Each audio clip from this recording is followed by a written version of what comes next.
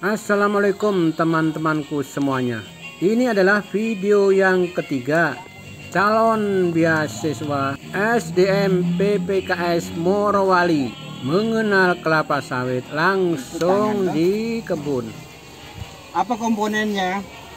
Yang pertama kita ketahui ini namanya tangki, no? Kemudian di dalam ada tabung angin, ya. Tabung angin dia terkoneksi dengan alat pompa tangan ini, no? Nah, kemudian kita naik lagi ke sini, ini selangnya, no? Selangnya, ini handnya, no? Ini untuk pengendalian. Ini stick, ya. Sticknya ini. Ini pengendalian kalau kita mau kerja. Kemudian ini sprayer atau nozzle, ya. Ini juga ada beberapa macam dia punya pijaran semprotnya, ya. Ada beberapa macam. Ada kalau untuk pemupukan, ya misalnya, tapi tidak boleh pakai tangki yang biasa dipakai herbisida. Itu agak, dia punya nozzle itu agak besar. Kemudian kalau untuk Gramason yang kontak itu dia harus puyarnya agak besar juga, no? Yang kecil itu dia kalau dia sistemik. Kalau kontak itu kayak rondap, no? Kemudian kalau clean up itu dia sistemik. Inilah komponen yang ada di dalam tangki ini, kan? Ini ukuran 15 sampai 16 liter. Bagi semuanya. Ya.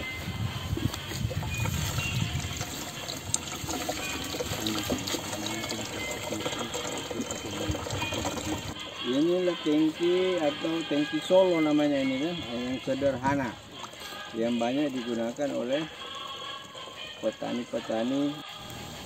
Dosis air dengan dosis racun berapa?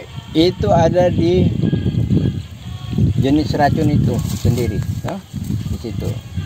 Dari ya dia punya kekuatannya, kalau di tulisannya itu SL-nya, no? Ada di label. Ada di situ. Di label. Kalau di label itu, kalau dia kekuatan SL-nya rendah, tentunya agak banyak. Makanya saya bilang, setiap kita melakukan sesuatu, baca dulu informasi yang ada di kemasan. Toh, kayak racun, misalnya Gramason. Kita lihat di situ. Untuk tanaman TBM. Nah, tahu tanaman TBM apa kepanjangan TBM? Tanaman belum menghasilkan. Nah, Tanaman belum menghasilkan. kalau ini sudah bagaimana? Termasuk TBM atau TM? TBM. TBM toh. Kenapa dikatakan TBM? Karena belum menghasilkan. Hah?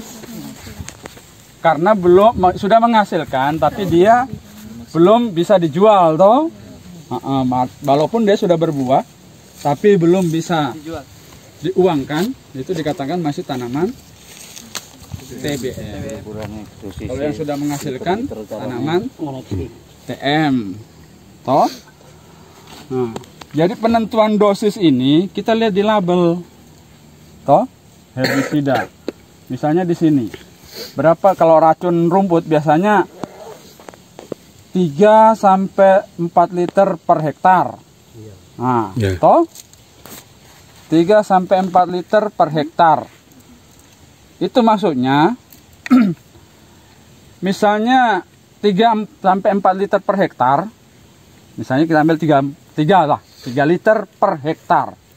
Kemudian kita hitung lagi, dalam 1 hektar kita menggunakan berapa tangki? Umumnya berapa tangki? Ayo. 10 bilang. Nah, artinya kembali di situ. Kembali di kecepatan kalian berjalan juga kan di situ toh. Masing-masing beda. Misalnya 10 sampai 12 tangki. Kita ambil 10 tangki per hektar. Larutan jadi toh? Yang di sawah 10. Tahu larutan jadi? Yang dibilang larutan jadi, larutan yang siap aplikasi. Artinya racun sudah dicampur, sudah diencerkan ya. Sudah diencerkan dengan air.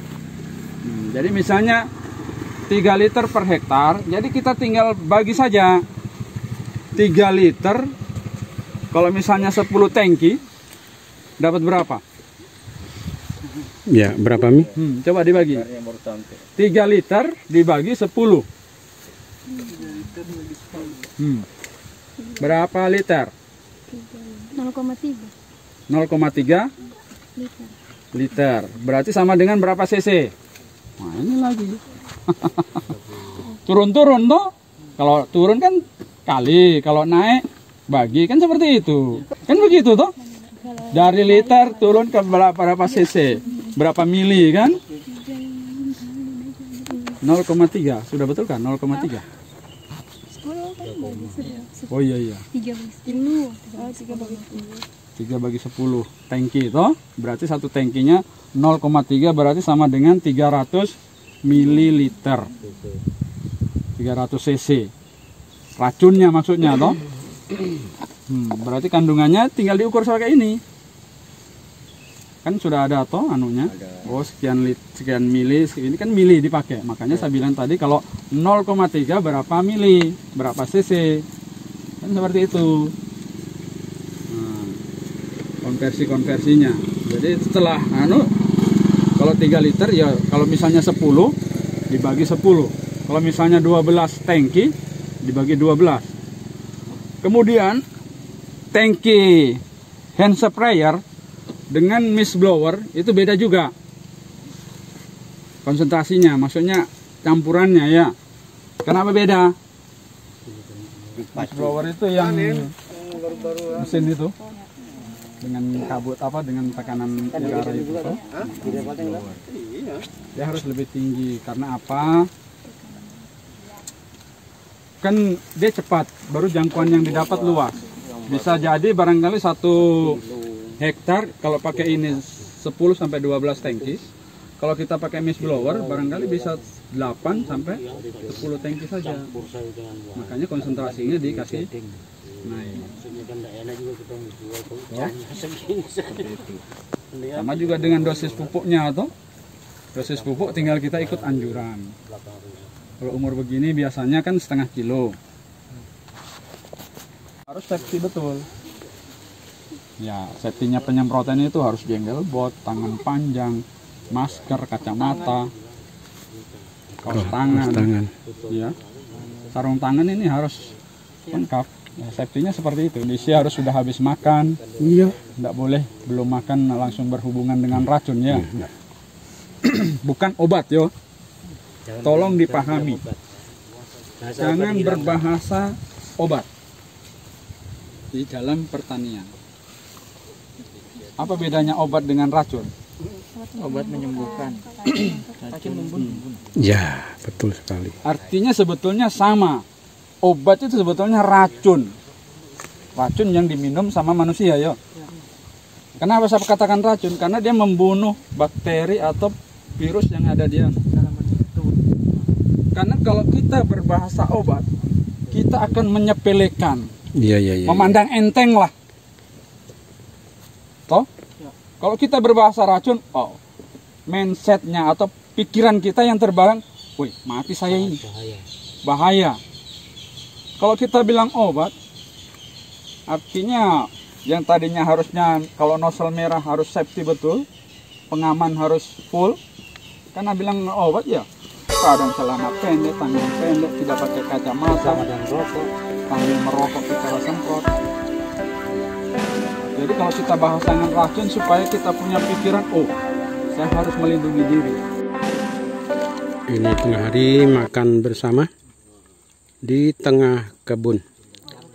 Saat acara sosialisasi mengenal kebun kelapa sawit. Ini di wilayah Gapok Tan Maju Bersama,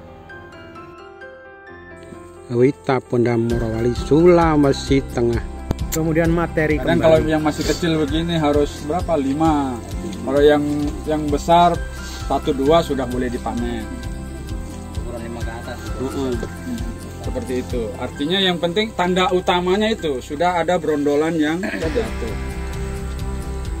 Kemudian tidak boleh, kan ini aturan perusahaan toh, pada saat kita badodos masih kecil tidak boleh luka pelepah kan? Kenapa? Nah, Kaitannya yang tadi itu. hubungannya dengan serangan hama dan penyakit. Sama dengan kita toh. Ya. Kalau luka, peluang kena penyakit kan besar. Makanya dianjurkan, diusahakan jangan sampai ada yang luka itu pelepah. Berarti dodosnya harus yang kecil. Kalau masih begini toh, Kalau istilah perusahaan itu panen curi buah. karena pokoknya kecil. Cuma buah saja nih. Alasan-alasan yang seperti itu yang harus adik-adik tahu toh. Kenapa tidak boleh luka? Kenapa harus dipertahankan pelepahnya sekian jumlahnya? Kemudian ada pesan dari kita semua, kita ini kan mewakili Morowali ya. Jadi kita sudah berusaha, termasuk Pak Aci juga, kita semua sudah berusaha. Kita harus jaga baik-baik ini nama Morowali. Iya, ini nama Morowali. Namanya Morowali kah? Bukan toh? Saat kita pendidikan di sana, ya, kita jadi harus berusaha yang terbaik. Ya. Kita harus berusaha semua. Ada adik-adikmu lagi. Iya. Jangan kamu yang kasih rusak. Toh? Jangan kasih rusak nama. Artinya jangan kalian yang mencoreng nama Morowali. Ya. Artinya kalau dicoreng untuk kebaikan, alhamdulillah toh. Jangan mencoreng misalnya baru setengah jalan sudah berhenti. Ya. Iya, Oh. iya. Terus yang lebih penting lagi setelahnya tamat nanti, nah kita harus lebih semangat lagi. Jangan bangga setelah saya sudah lulus dari jangan, itu baru dasar, Untuk selanjutnya itu yang lebih prestasi lagi, sehingga bukan cuma saya cuma nerimo saja, bukan begitu. Itu adalah langkah awal menuju sukses kita semua. Kalau kita prestasi, bukan cuma di atasnya orang kerja kasar, bukan, bahkan bisa jadi yang lebih. Bisa. Peluang itu serba ada. Kita semua masih muda nih, masih panjang. Artinya Yang kendor. begini, tanggung jawab terhadap diri kita sendiri. Insya Allah ada amanah yang bagaimanapun pasti kita bisa pegang itu amanah. Demikianlah apa yang bisa kami sampaikan dalam rangka ikut membangun sumber daya manusia untuk melangkah ke arah kesuksesan di masa-masa yang akan datang, khususnya petani kelapa sawit. Semoga berkah, amin amin ya robbal alamin. Saya akhiri, wassalamualaikum warahmatullahi wabarakatuh.